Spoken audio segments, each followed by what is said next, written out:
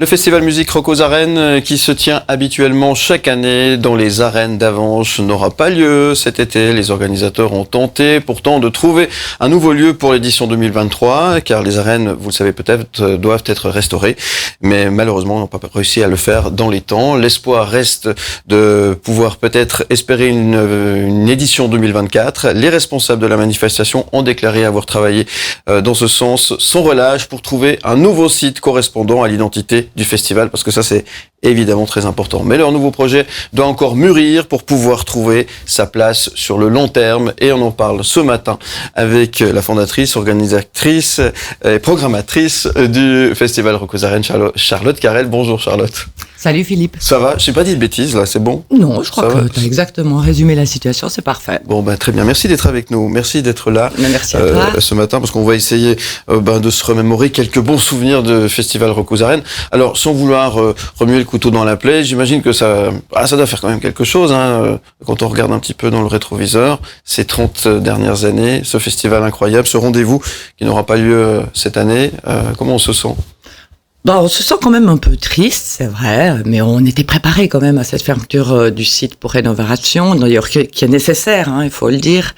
Et la difficulté, je dirais, qu'on a vraiment eu, c'est de trouver un site qui correspond aux Rock aux Arènes. Et celui qu'on convoitait, les réponses positives sont arrivées trop tardivement, ce qui fait qu'on peut pas mettre en place ce projet pour 2023. Voilà. Alors pour 2023, on l'a compris, c'est niet, c'est foutu. Par contre, est-ce que Rockos revient l'année prochaine? Alors c'est toute la question. Est-ce qu'on va arriver à trouver les solutions avec les contraintes qu'on nous impose sur ce site dit le Cigonnier à Avenches, ou est-ce qu'on va plutôt s'orienter? On avait d'autres options aussi.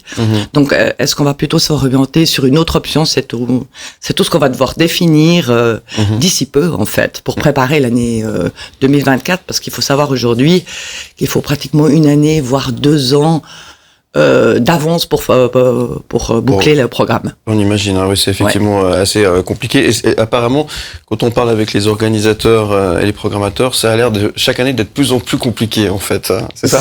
Ouais, c'est ce qui m'encourage aussi, parce que je me dis, tiens, ça te fera une petite année break, parce que c'est vrai que c'est difficile, il y a de plus en plus d'événements, et il y a un marché international, et surtout des festivals en Europe qui sont juste hyper nombreux, donc je crois que finalement, prendre un break en 2023 et faire mûrir le projet, c'est une bonne chose. On y retournera dans ces arènes ou pas? Alors ça, c'est tout ce qu'on peut souhaiter.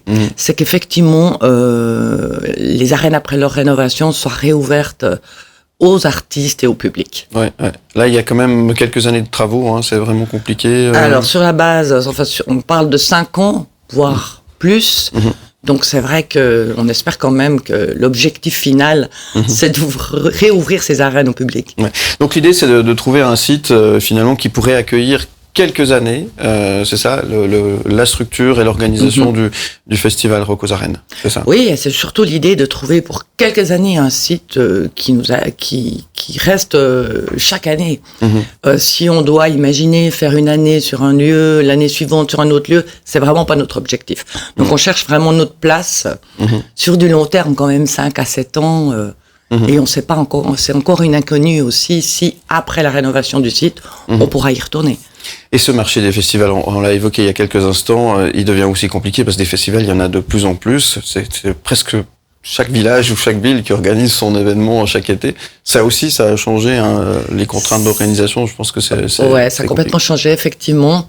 Et je pense qu'aujourd'hui, chacun a envie d'un festival proche. On a un peu cette impression de l'après-Covid aussi, que les gens souhaitent des événements proches, qu'il y ait une espèce d'interactivité et qui se sentent vraiment impliqués dans les projets. C'est pour ça qu'on peut voir dans chaque petit village un festival qui se crée. En fait, je crois que la musique a vraiment pris beaucoup d'importance pour énormément de gens. Et tant mieux finalement à quelque part, parce que c'est vrai que fantastique. C'est plutôt agréable. Aujourd'hui, parce qu'on a lu pas mal de choses dans la presse, je te pose cette question maintenant, après on parle que des bons souvenirs, et c'est compliqué avec les autorités ou pas?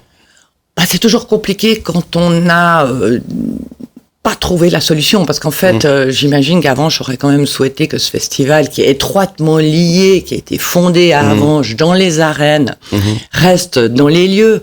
Et donc, on avait convoité un lieu, mais qui a vraiment pris beaucoup de retard dans les démarches administratives. Et après, forcément, si on doit quitter Avenches pour pouvoir continuer, pour pouvoir poursuivre nos activités, peut-être c'est aussi une séparation un peu difficile, comme dans toutes les grandes histoires d'amour, on va dire. Ça, ouais, donc c'est un peu compliqué. Mais il y a des choses qui peuvent s'arranger, évidemment, aussi. Quoi qu'il en soit, merci d'avoir répondu à cette question. Il y a Roccuzarène qui doit déménager ou trouver un site, mais c'est pas la seule manifestation qui ne peut plus avoir lieu non plus dans ces arènes. Il faut le rappeler. Avenches-Château, notamment. Avenches-Château, oui. Cet événement a trouvé son lieu au Haras fédéral, à Avenches, qui est évidemment un événement qui s'approprie au lieu, mais on pouvait pas imaginer du tout implanter Roccuzarène sur ce site. Charlotte Carrel, qui est notre invitée ce matin, ça va toujours, Charlotte? Super bien. Voilà. Quand on l'a dit, cette année, c'est une année un peu tranquille, sabbatique du coup. Pas de festival Roccuzarène. On en parlait un petit peu hors antenne. Je confie un petit peu les discussions que nous avons pendant les titres. On était presque habitués, puisqu'il y a eu quelques années compliquées avec le Covid, où le festival a dû se réorganiser aussi, en quelque sorte. Exactement. Alors bon, j'ai envie de dire, effectivement, c'est un peu triste de devoir être à nouveau dans une année sabbatique, mais on a eu au moins cet avantage de s'y préparer un peu en 2020 déjà, et notamment en 2021 aussi, mais où on avait quand même mis sur pied une petite édition restreinte. Et nous revoilà à se poser des questions pour l'avenir. Et quelles étaient les autres options, à part les arènes? On a évoqué un nom tout à l'heure, mais il y avait qu'une possibilité, ou il n'y a pas d'autres possibilités? Parce qu'avant, pas mal de possibilités. Alors c'est vrai qu'on recherche, on connaissait donc cette situation de fermeture des arènes. Pour quand, on ne savait pas exactement, mais ça fait quand même depuis 2019 qu'on cherche un endroit. Et sur certains, ça se présentait plutôt bien, mais c'était effectivement sans compter sur toutes les complications administratives, et notamment sur le site du Cigogne à Avenches, c'est des questions archéologiques et aussi des complications au niveau des structures à monter. Ça c'est effectivement un problème qui revient souvent. On entend souvent parler de ce fameux Pocama qui complique les choses finalement. Alors ça devrait normalement être un truc qui simplifie le travail des organisations, mais en fait c'est plus compliqué qu'autre chose apparemment. C'est quand même assez compliqué, puis il faut répondre à beaucoup d'exigences que on n'avait forcément pas, moi qui ai 30 ans d'expérience maintenant. Quand je regarde un peu en arrière et je vois les débuts, on n'avait évidemment pas toutes ces restrictions et toutes ces mesures de sécurité aujourd'hui qui sont devenues, c'est vrai, assez lourdes à porter pour des organisateurs. Ça a changé aussi en 30 ans. Ça marchait bien quand même avant. Ça marchait bien, mais c'est vrai qu'on prenait certains risques. Aujourd'hui, on ne peut plus se permettre de prendre. Voilà. 30 ans d'histoire quand même. Il y a des moments incroyables qui doivent rester gravés dans la mémoire, évidemment, dans le cœur aussi. 30 ans d'histoire, pas forcément tous les jours simples aussi, lorsqu'on se retrouve à la tête d'un festival comme celui-ci, qui était quand même un rendez-vous incontournable de l'été. Qu'est-ce que ça fait tout ça aujourd'hui? Quand tu rétrogrades et tu regardes encore une fois dans le rétroviseur? Alors c'est vrai que c'est un sentiment assez étrange, parce que d'un côté on a conscience quand même qu'on a traversé des périodes pas faciles, des moments compliqués dans l'organisation. Mais en fait, l'avantage, c'est qu'aujourd'hui, moi, j'en garde vraiment que les meilleurs souvenirs, les concerts, cette belle aventure humaine. C'est quand même une immense famille, le Roccuzarène. Et c'est là qu'on a pu encore s'en rendre compte quand on a annoncé par inadvertance l'annulation, avant que ça soit communiqué à l'interne, au niveau des bénévoles, au niveau des partenaires. Ça a vraiment créé beaucoup d'émotions, de réactions. Et c'est là qu'on se dit, c'est quand même un joli job que ces gladiateurs fous de notre époque ont fait dans ces arènes. Alors j'imagine qu'effectivement il y a beaucoup d'émotions aujourd'hui, et notamment depuis que l'annonce a été faite, confirmée effectivement. Donc voilà. Mais on le redit, ce matin il faut avoir une note positive.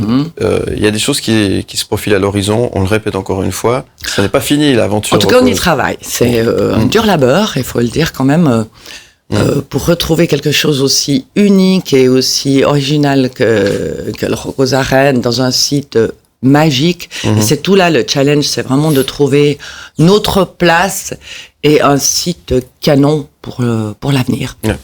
Tu feras quand même les festivals cet été?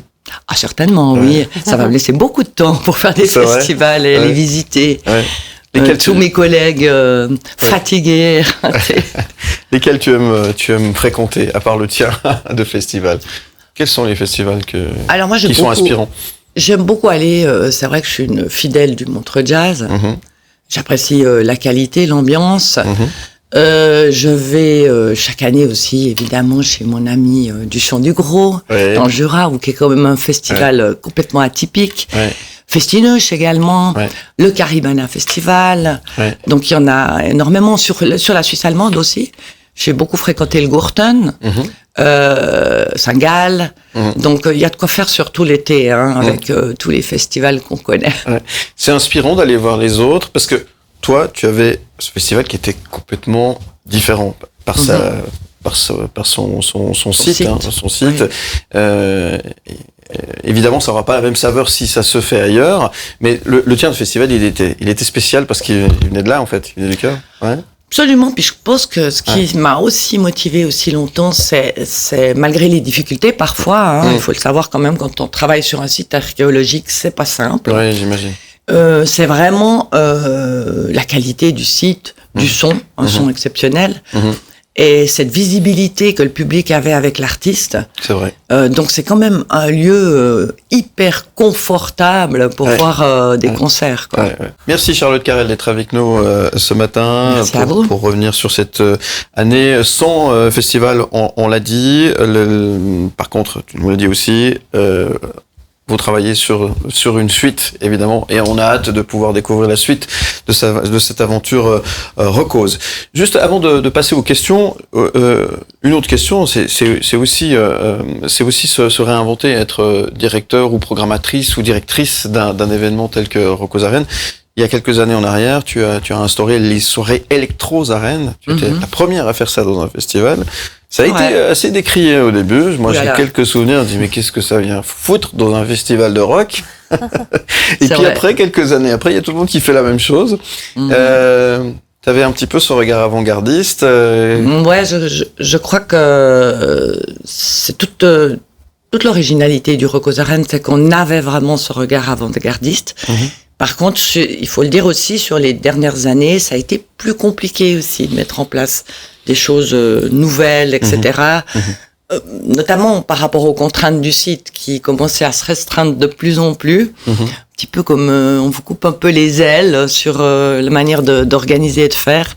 Donc c'est pour ça aussi que finalement, que les choses soient claires et que les arènes soient fermées et qu'elles soient rénovées, ça nous permet aussi à nous... Ça nous oblige aussi de se réinventer, de complètement se réinventer. C'est ce qu'on a dit durant l'été, c'est que on était vraiment sur plusieurs projets et qu'aujourd'hui, ça demande encore de la réflexion et il faut que ça mûrisse.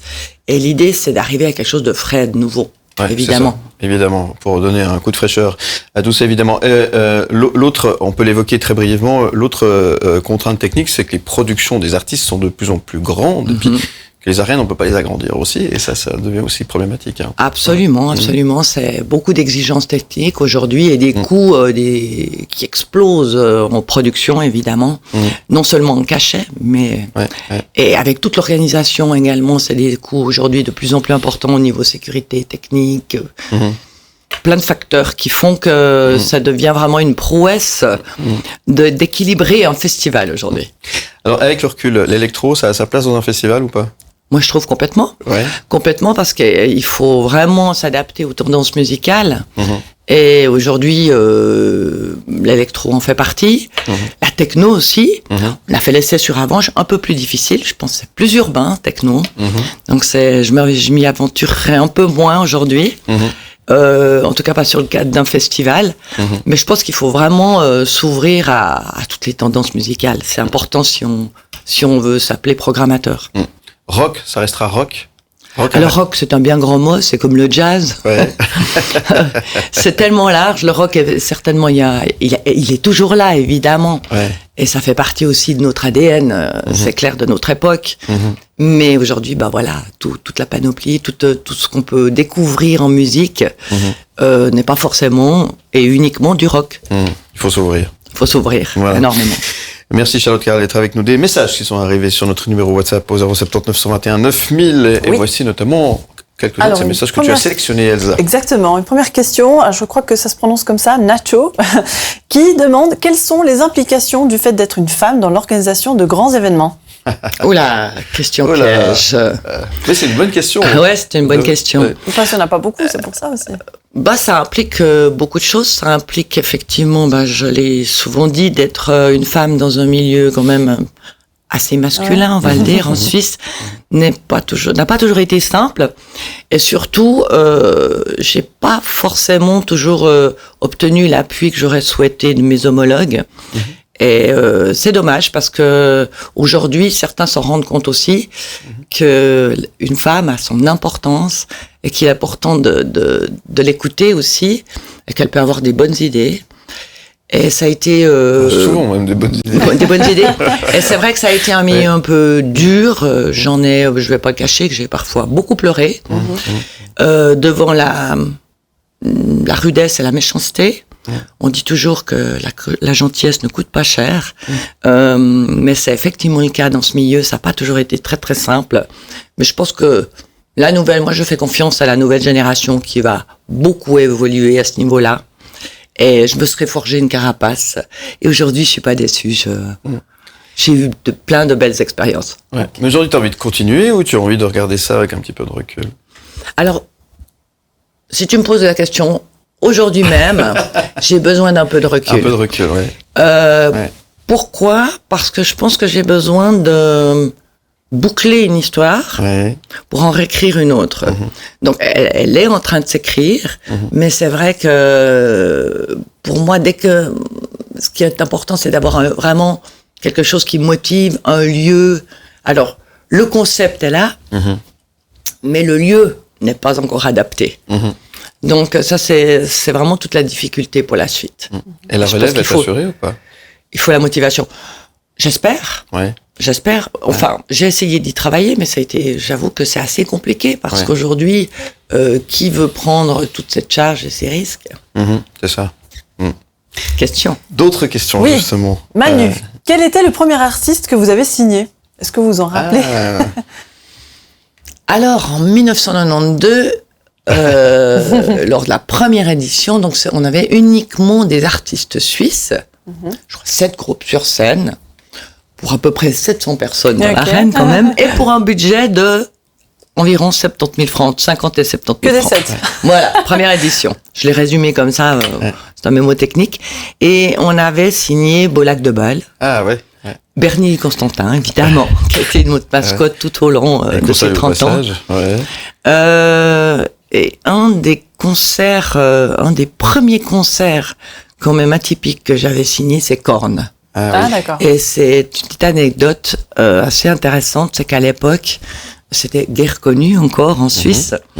Et je pense qu'on avait payé ce band dans le genre $3 500. Et j'avais mon chef sécu qui m'avait dit, c'est quel style de musique? Puis j'ai dit, tranquille, enfin, ça bouge un peu, mais tranquille. Et effectivement, ils avaient mis le feu aux arènes, les crash barrières s'envolaient, enfin bref, parce qu'on n'avait pas la technique qu'on a aujourd'hui à ce niveau-là, donc ça reste un excellent souvenir. Incroyable. Une autre question. Oui, Sarah, quelle est l'année qui a reçu le plus de visiteurs? On a les 20 ans du festival, donc c'était si je calcule bien, en 2012. Exactement, 2012. Ça a été vraiment une année record, avec 45 000 personnes dans l'arène sur la durée du festival. Et une excellente année aussi en 2015. D'accord, ok. Hugo, comment est née l'idée d'utiliser ces arènes comme scène? Je pense que elle est née auparavant par des jeux, apparemment, qui se sont faits dans ces arènes. Il y a eu des spectacles. Et pour ce qui est de l'histoire du Rock aux Arènes, c'est vraiment un musicien avec son ami qui avait eu cette idée-là à l'époque, en 1992.